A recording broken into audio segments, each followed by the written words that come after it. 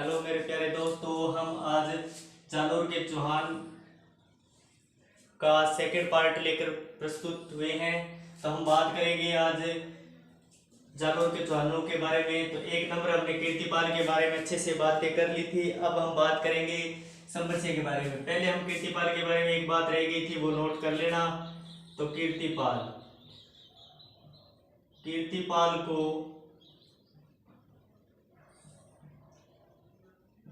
सुंडा या सुंदा पर्वत शिलालेख में राजेश्वर कहा गया है।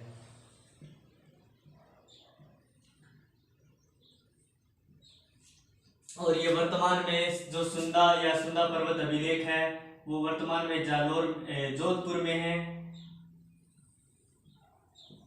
वर्तमान में यानी जोधपुर संग्रहालय में है। और इसके प्रशस्तिकार साधु जैन मंगलाचार्य थे, जो साधु थे। और इसके उत्कीर्णकर्ता जैसा थे, यानी सूत्रधार कौन थे?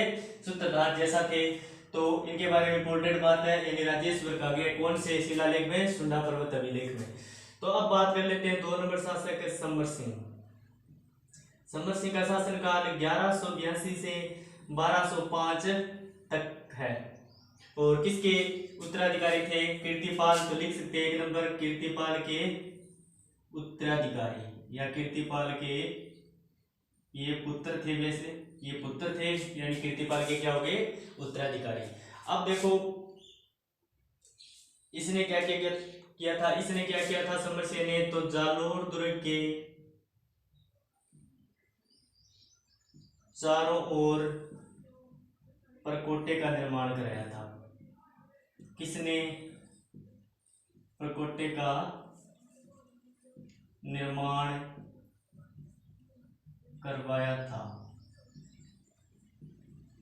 समर सिंह ने करवाया था। 2 नंबर बात, इसने जालोर दुर्ग में ही कोषागार, शस्त्रागार का निर्माण करवाया था। इसने समर सिंह ने। तो ये 2 बातें इंपॉर्टेंट हो गई। अब तीसरी बात, हम इसने क्या किया था? तो यहाँ पर गुजरात के चालुक्य शासक कौन थे? भी भीमदेव सेकंड, यानी चालुक्य शासक भीमदेव सेकंड। और समर सिंह के क्या थी? पुत्री थी, जिसका नाम था लीलावती भी आता है और लीला देवी भी।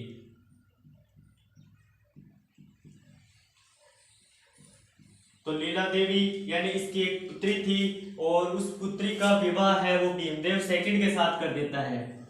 तो पहले इससे शादी से या विवाह से पहले हम बात कर लेते हैं भीमदेव सेकंड के साथ कीर्तिपाल के वंशज या कीर्तिपाल के वंशजों के साथ संबंध अच्छे नहीं होंगे।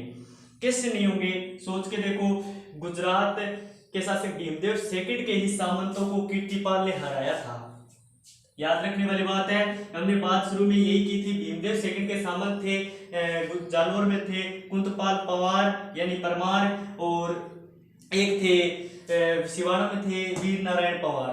तो इन दोनों को, यानी ये भीमदेव सेकंड के ही क्या थे? सामंत थे। इन्हीं को ही किसने हरा दिया था? कीर्तिपाल ने हराया था, और फिर जालोर पर अधिकार कर लिया था। तो हम कह सकते हैं कि कीर्तिपाल के संबंध तो इसके साथ अच्छे नहीं होंगे। तो इसके अलावा इसके पूरे वंशज जो भी आएंगे इनके साथ भी संबंध अच्छे नहीं होंगे। तो इसने क्या है? राजनीति का, समर सिंह ने अपनी राजनीति खेली, और इसने अपनी पुत्री का विवाह किससे करा दिया? भीमदेव सेकंड के साथ करा दिया। अब हम कह सकते हैं कि समर सिंह और भीमदेव सेकंड के साथ संबंध क्या हो गए? अच्छे संबंध हो गए। तो हम कह सकते हैं यानी मैत्रीपूर्ण संबंध स्थापित कर लिए, मैत्रीपूर्ण संबंध स्थापित कर लिए, क्योंकि भीमदेव एक शक्तिशाली शासक था। तो इसलिए इसने अपनी पुत्री का विवाह करके इसके साथ मैत्रीपूर्ण संबंध स्थापित कर ली। अब देखो, कल को अगर भीमदेव यानी जालोर पर कोई अदरवाइज और शासक अटैक करेगा तो उसमें भीमदेव सेकंड इसके साथ हेल्प करने के लिए जरूर आएगा, बिल्कुल आएगा। प्लस पॉइंट एक ये हो गया, भीमदेव सेकंड भी समर सिंह यानी जालोर पर कभी अटैक करने नहीं आएगा। तो इससे कई बातों का इसने फायदा उठा लिया, यानी अपनी इस एक बेटी के विवाह से इसको जालोर है वो पूर्णतया सुरक्षित हो गया। अब इस तरीके से हम कह सकते हैं समर सिंह बेहतर राजनीतिज्ञ एवं कूटनीतिज्ञ शासक था। और एक बात यहां पर नोट कर लेते हैं, इसने जालोर को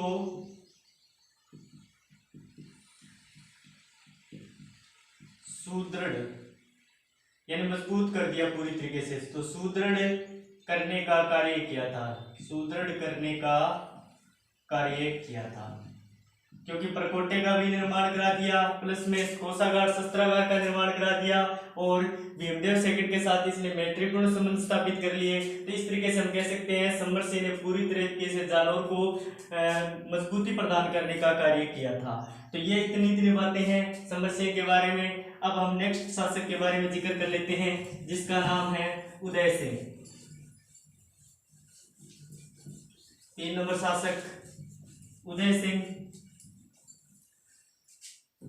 तो देखो 3 ऐसे लिखा जाता है, तो 3 ये हो गया, तो इसका ऊ बन गया और ये दय यानी उदय सिंह, जिसका शासनकाल 1205 से 1257 तक। ये समर सिंह के पुत्र थे, कौन? उदय सिंह। और इसके बारे में उदय सिंह के बारे में ये बात है, इसके टाइम में दिल्ली का सुल्तान था इल्तुतमिश।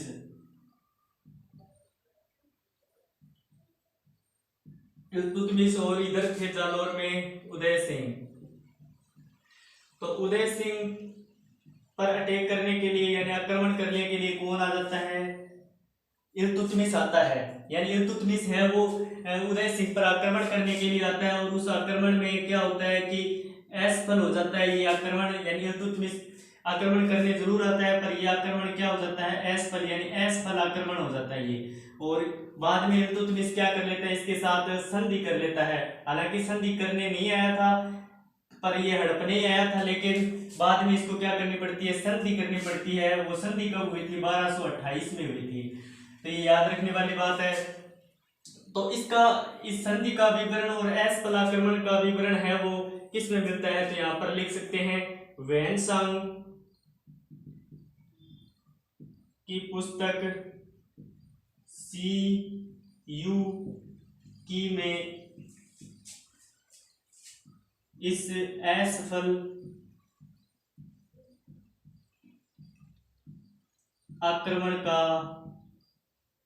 आक्रमण व संधि का विस्तृत विवरण मिलता है।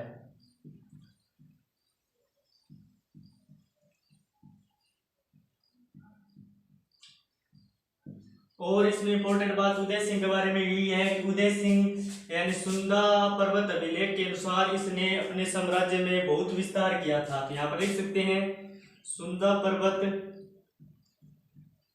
या सुंदा पर्वत शिलालेख से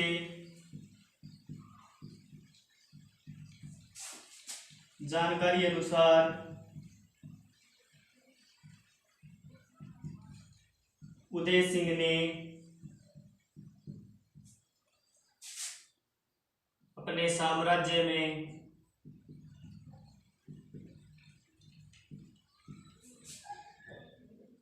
काफी विस्तार किया था।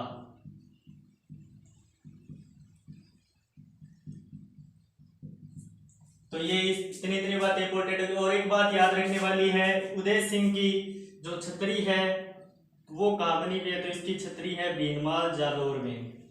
कहाँ पर है? बीनमाल जालोर में।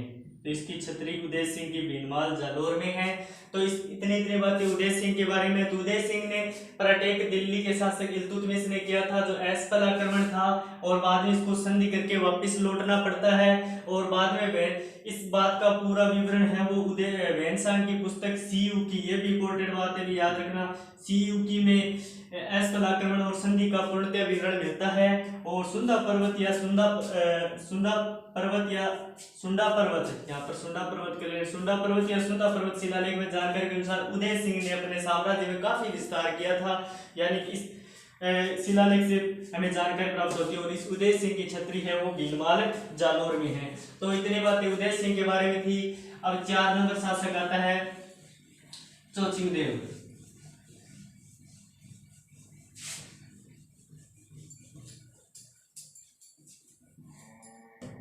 4 नंबर शासक चोचिंग देव।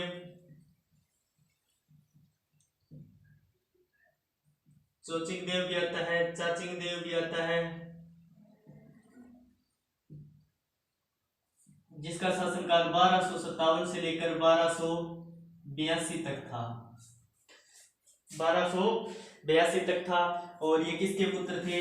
उदय सिंह के पुत्र थे। 3 नंबर शासक थे उदय सिंह, और उसके ये क्या थे? उदय सिंह के क्या थे? ये पुत्र थे। और इसके बारे में ज्यादा कुछ इंपॉर्टेंट बातें नहीं है चोचिंग देव के समय। तो इसके बारे में ज्यादा ये पूछ सकता है समकालीन कौन थे। तो इसके समकालीन दिल्ली के 2 शासक थे, एक था नासिरुद्दीन महमूद, और 2 नंबर था बलबन। ये इनके क्या थे? समकालीन थे। और चचिंग देव के समय में, और यहाँ पर लिख सकते हैं ये दोनों इनके क्या थे? ये दोनों इनके समकालीन थे।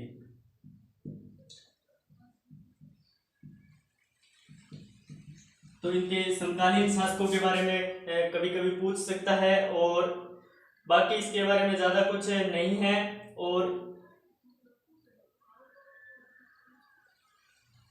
एक बात और ध्यान रख लेना इसके बारे में, इनके समय में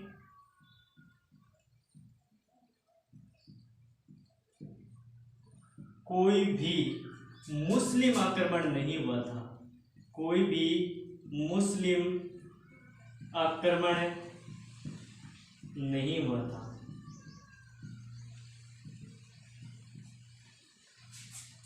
और यानी चाचिंग देव के समय में इतनी इंपॉर्टेंट बातें हैं, यानी नासिरुद्दीन महमूद और बलबन है वो ये दोनों इनके समकालीन थे। और कहा जाता है नासिरुद्दीन महमूद ने उदय सिंह के समय 1254 में भी आक्रमण किया था, वो भी असफल कर दिया था उदय सिंह ने, वो पीछे लिखना रह गया था, आप वहां पर नोट कर सकते हो। नासिरुद्दीन महमूद ने भी 1254 में आक्रमण किया था। लेकिन चाचिंग देव के समय इनके समय में कोई भी मुस्लिम आक्रमण नहीं हुआ था, यानी इनके समकालीन जरूर थे। तो इस पर जालौर पर पूर्णतः इस पर कोई आक्रमण नहीं हुआ था इनके समय में। तो ये चाचिंग देव के बारे में विवरण था। अब हम बात करते हैं सामंत सिंह के बारे में, जो 5 नंबर शासक है। तो सामंत सिंह, वैसे इनके बारे में कोई खास विवरण इनके बारे में भी नहीं है। 1288 से 1305 तक तो इनका ये चाचिंग देव के पुत्र थे, तो लिख सकते हैं चाचिंग देव के पुत्र थे। कौन? सामंत सिंह। ये इतनी बातें इनके बारे में हो गई। और इनके समय में बलबन ने अपने सेनापति को आक्रमण के लिए भेजा था। बलबन ने, ये बात है, जालौर पर आक्रमण कर ले तो सेनापति नूर मोहम्मद को भेजा था, यानी इनका सेनापति था नूर मोहम्मद। नूर मोहम्मद को जालौर पर यानी सामंत सिंह के समय आक्रमण के लिए भेजा था, लेकिन वो भी क्या कर दिया था? इसने असफल कर दिया था सामंत सिंह, यानी इसने नूर मोहम्मद ने इस पर आक्रमण जरूर किया था, पर वह आक्रमण क्या कर दिया था? इसने सामंत सिंह ने असफल कर दिया भी। तो इसके बारे में एक ही बात है, ये याद रख लेना। बाकी कोई खास इनके बारे में पूछा तो नहीं जाता, लेकिन अब हमें पता होना चाहिए। तो बलबन के सेनापति थे नूर मोहम्मद, और उसने आक्रमण कर दिया था सामंत सिंह पर, और वह आक्रमण क्या कर दिया था, सामंत सिंह ने असफल कर दिया था। और बाकी इनके बारे में कोई ज़्यादा विस्तृत विवरण नहीं है, और ये जालौर जीतने में असफल हो जाता है नूर मोहम्मद। तो सामंत सिंह के बारे में एक बात इंपॉर्टेंट ध्यान रख लेना, सामंत सिंह ने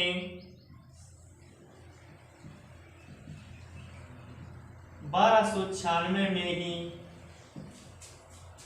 अपने युवा पुत्र